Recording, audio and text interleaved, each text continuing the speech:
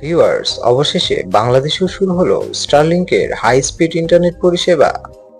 এই কানেকশনের ডাউনলোড গতি হবে 300 এমবিপিএস এর কাছাকাছি এবং আপলোড গতি হবে 20 এমবিপিএস এর মতো।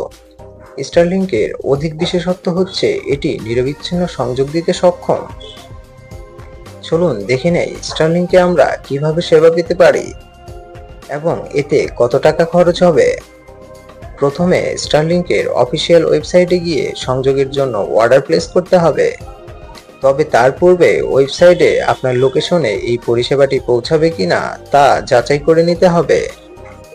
তারপর একটি সার্ভিস প্ল্যান নির্বাচন করতে হবে। স্ট্যান্ড কিট কেনার প্রক্রিয়া সম্পন্ন করতে হবে। এটি কিনতে এককালীন 47,000 টাকা লাগবে।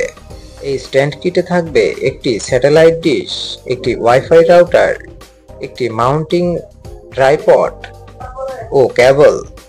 তারপর সংযোগ প্রক্রিয়া সম্পন্ন করে খোলা আকাশের নিচে স্যাটেলাইট ডিশটি স্থাপন করলেই আপনার ইন্টারনেট চালু হয়ে যাবে। চলুন এবার জেনে নেই কত টাকা খরচ হবে।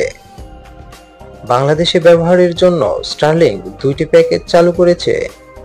একটি হচ্ছে স্টারলিংক রেসিডেন্সিয়াল, যার জন্য প্রতি মাসে খরচ হবে 6,000 টাকা। অপর প্যাকেজটি হলো রেসিডেন্সিয়াল লাইট, যার জন্য প্রতি মাসে খরচ হবে 4,200 টাকা। এছাড়া কোথাও ঘুরতে গেলে অথবা চলন্ত অবস্থায় ইন্টারনেট ব্যবহার করতে হলে স্টারলিংকের রোম প্যাকেজটি নিতে হবে। এই প্যাকেজে 50 জিবি ডেটা পাওয়া যাবে, যার মাসিক সর্বনিম্ন খরচ 6,000 টাকা। আর রোম আনলিমিটেডের জন্য খরচ হবে 12,000 টাকা। এটিতে আনলিমিটেড ইন্টারনেট পাওয়া যাবে। এছাড়া ব্যবসা প্রতিষ্ঠানের জন্য স্টারলিংকের অন্যান্য প্যাকেজও রয়েছে। বলে রাখা ভালো, সংযোগ নেওয়ার পর গ্রাহক যদি আশানুরূপ ফলাফল না পায় তবে স্টারলিংক পুরো টাকা ফেরত দেওয়ার দাবি করে।